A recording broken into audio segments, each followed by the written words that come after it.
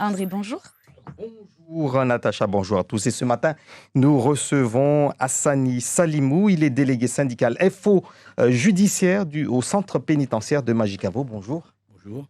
Alors, votre syndicat vient de publier un tract qui dénonce un triste record du nombre de personnes détenues à Majicavo. Et vous déclarez, je cite, la surpopulation carcérale vient de battre un nouveau et triste record à Majicavo. L'effectif de Majicavo vient de franchir la barre de 600 détenus hébergés pour 278 places, plus de 200% du taux d'occupation. C'est donc ce triste record qui vous a amené à publier ce tract. Comment est-ce que, d'abord, vous vivez professionnellement cette situation? C'est toujours des moments difficiles, en fait, de voir cette population augmenter à vue d'œil et voir que, voilà, ça engendre beaucoup de situations difficiles, aussi bien pour les personnes détenues que le personnel qui doit les prendre en charge. Ça rentre aussi, en fait, dans les conditions de travail. Les conditions de travail sont de plus en plus difficiles. Plus on en prend, plus ça devient difficile de gérer au quotidien. Alors, la population carcérale a été doublée. Est-ce que le personnel du centre pénitentiaire a été aussi doublé? Malheureusement, non. C'est le combat de tous les jours qu'on demande plus de moyens, plus de personnel pour pouvoir assumer en fait nos fonctions au quotidien. Mais à Paris, c'est la sourde oreille. La preuve, la prochaine CAP au mois d'avril, 0 poste à Majicavo, ça c'est quelque chose qu'on ne comprend pas. Et pourtant, la situation mérite d'être vue vraiment de près parce que les agents souffrent au quotidien. Alors, pour fonctionner normalement, vous êtes censé vous occuper de combien, par exemple, vous, de détenus? Alors déjà, la loi prévoit en fait l'encellulement individuel. Euh, Chaque détenu devrait occuper une cellule. Et à Mayotte, c'est pas possible. Ils sont 4 au mieux, des fois 5, 6 dans une cellule. Des fois, il y en a quelques cellules qui sont de 14 mètres carrés. Ces cellules-là, on monte jusqu'à 5 ou 6 détenus dedans. Donc, ces conditions ne permettent pas de respecter la loi et voir que des ailes ou, je veux dire, des paliers qui étaient prévus à peu près pour 70 détenus, on est aujourd'hui à plus de 110. C'est pas possible pour un seul agent qui doit s'occuper de toutes ces personnes. D'habitude, un agent devait s'occuper de combien de... Soixantaine, une 60, soixantaine? 70, oui. C'est déjà beaucoup, mais c'est encore faisable, quoi. Alors, vous dites que les conditions de travail sont très difficiles maintenant. Euh, Comment est-ce que cela s'exprime, ces difficultés dans vos conditions de travail? Est-ce que il y a beaucoup plus d'arrêts maladie? Est-ce que Et effectivement, qu'est-ce effectivement, qui s'est... beaucoup d'arrêts maladie, Ouais, beaucoup. On en a beaucoup. Et puis, ouais. on voit bien quelques interventions par-ci, par-là qui engendrent des agressions, quoi. Les détenus, il y en a qui ne se supportent pas dans les cellules. C'est pas évident, en fait, la cohabitation dans les cellules, quand on est 4, 5 dans une cellule. Donc, c'est toujours des tensions. On ouvre une cellule, on se demande exactement qu'est-ce qui va nous arriver, en fait, derrière la cellule, quoi. Donc, mais vu la situation, en fait, ce qui nous fait craindre le pire, c'est plutôt demain, comment on va faire? Comment on va faire? Là, on a dépassé les 600. Comment on va pouvoir prendre en charge tous ceux qui seront envoyés par le palais de justice? On n'a pas le droit de refuser des incarcérations, mais où on va les mettre? Alors, vous parlez de 600 aujourd'hui. Jusqu'à combien est-ce que vous pensez que c'est encore possible? Puisque vous dites vous-même que le centre pénitentiaire de Majicavo ne peut pas refuser des incarcérations. Mais il y a quand même une limite. Il y a une limite sur laquelle, malgré le fait que vous avez déjà doublé cette population, il y a quand même une limite où ça ne pourra plus passer. On ne pourra pas mettre 8, 9, 10 personnes dans une cellule. On n'aura pas le choix. Si cette situation vient à se présenter, on n'aura pas le choix. On sera obligé de les prendre, malgré qu'on n'a plus de place, mais on sera obligé de les prendre. C'est ça, en fait, le paradoxe de tout ça. C'est que, voilà, quand les gendarmes ou les policiers nous amènent quelqu'un, on va devoir le prendre, quoi qu'il arrive. Donc, la limite, on ne sait pas. La limite, c'est peut-être nos autorités qui connaissent la limite, hein, mais nous, au quotidien, la limite, elle n'existe pas, quoi, parce qu'on est pris par cette obligation d'accepter toute personne qui sera envoyée par la justice Majicavo. Alors, vos collègues syndicats réunionnais avaient dénoncé il y a quelques jours, ou plutôt quelques mois, le fait que pour désengorger le centre pénitentiaire de Mayotte, l'administration réunionnaise accueille des prisonniers de Mayotte. Pour ces syndicats, ce n'est juste que déplacer le problème. Comment est-ce que vous avez pris ça d'ailleurs, combien sont envoyés vers La Réunion ou ailleurs? Bon, à Majicavo, tout le monde n'a pas compris en fait cette position en fait de nos collègues à La Réunion, parce qu'on est dans une situation très difficile. On pensait qu'ils seraient solidaires avec nous. La Réunion, il y a 3 établissements, hein, il ne faut pas l'oublier. Eux, ils peuvent faire des transferts inter-établissements sans souci. Nous, on est coincés, quoi. Donc, à dire que ça, on va déplacer le problème. On est déjà dans une situation difficile. Et le nombre qui va là-bas, ce n'est pas les établissements de La Réunion qui sont surpopulés comme ça. Qu'il y a une surpopulation énorme, comme ici. Mhm. Au CD-Le-Port, il y a encore des places où voilà, ils peuvent nous prendre quelques-uns. On en transfère 2 par semaine, à la limite, quand on a des places d'avion, hein, parce qu'on est aussi soumis à ça, quoi, en fait. Mais en moyenne, c'est quoi? Avant le Covid, on pouvait en transférer une vingtaine par an. Et maintenant, on est un peu plus. Mais je veux dire, c'est pas ce qui va en fait encombrer les prisons de La Réunion. Parce qu'il y a une bonne partie aussi qui est envoyée à Métropole. Mais on ne peut pas envoyer tout le monde en métropole. Il faut aussi savoir que les liens familiaux, on doit essayer de les respecter au maximum. En fait, au- au- comme on peut, quoi. Parce que autrement, il y en a beaucoup qui n'auront pas de soutien familial à se retrouver en métropole à des distances pas possibles.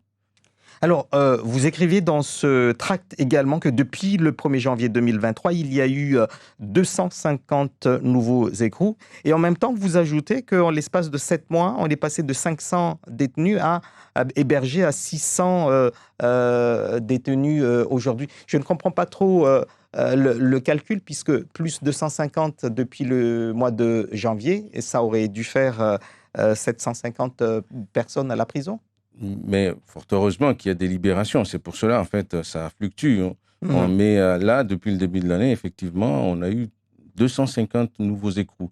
Et ça continue parce que c'est des fois des vagues de 10, hein, des fois. Donc, et puis, depuis 7 mois, on est passé de 500 à 600 population permanente. En fait, c'est une population permanente qui ne bouge pas, en fait, qui ne descend pas malgré les incarcérations. Il y a des libérations qui permettent toujours de maintenir un niveau d'incarcération basse, mais là, depuis 7 mois, ça bouge pas, en fait, malgré 600, les... c'est énorme par rapport aux Ah 278 oui, ah oui, places. ah oui, c'est énorme. Ah oui, c'est invivable, quoi. En fait, on fait avec les moyens qu'on nous donne, mais je vous dis, le quotidien n'est pas du tout facile. Mais en même temps, c'est une bonne nouvelle pour la population de Mayotte qui est confrontée à l'insécurité.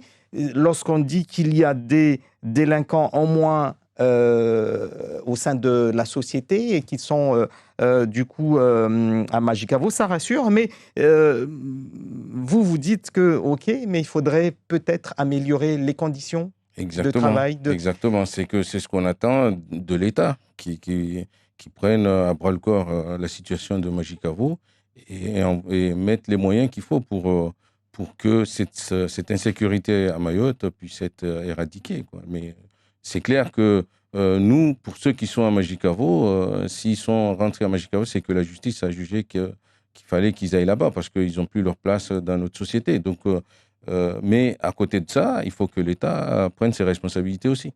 Alors, vous dites déplorer l'inaction des autorités face à une telle situation, mais il y a eu des visites de ministres. Il y a un an tout juste, c'était le ministre de la Justice qui était ici en mars 2022. Il y a eu des annonces. Et puis, il y a eu le ministre de l'Intérieur également qui a affirmé ces mêmes annonces, comme la construction d'un second centre pénitentiaire à Mayotte, une cité judiciaire et des logements également pour faciliter l'administration de la justice dans notre île. Ça, c'est des choses annoncées. Est-ce que ça vous rassure d'abord, et est-ce que vous avez un peu plus d'informations par rapport à ça? Vous savez, l'annonce du ministre il y a un an, c'est quelque chose qu'on attendait depuis un bon moment. Mais à savoir que une annonce, ce n'est pas une construction. Une annonce, il faut des années et des années pour que ça se concrétise. Ça fait un an déjà que c'est annoncé, on n'a toujours pas trouvé de terrain. C'est un problème, quoi. Donc c'est la préfecture, c'est le préfet qui est en charge pour la recherche du terrain. Et les investigations continuent, mais pendant ce temps-là, Magicavo, en fait, continue à vivre. Et quelle solution intermédiaire vous voyez en Nous, attendant? on avait proposé depuis l'ouverture, au lendemain de l'ouverture de cette structure, on avait proposé déjà un agrandissement parce qu'on sentait que la situation allait à un moment nous échapper en termes d'écoute. Donc, mais c'est quelque chose qui a pris beaucoup de temps à être annoncé, mais récemment, on nous a affirmé qu'il y a des études qui vont commencer là. D'ici l'été, on aura des résultats pour un agrandissement à Magicavo. Mais de quoi, de combien de places, on ne sait pas. Mais c'est quelque chose qu'on attend vraiment parce que ça pourra nous permettre de désengorger un petit peu, d'avoir un peu de souplesse dans notre quotidien. Mais même ça ne demande pas, ça ne sera pas pour cette année. Ça ne sera pas pour cette année parce que les études finies, il y a d'autres démarches qui sont là. Mais je pense que pour une construction, ça sera 2024-2025. Est-ce que vous craignez que la situation empire avec la mise en place annoncée après le ramadan de l'opération Wambushu?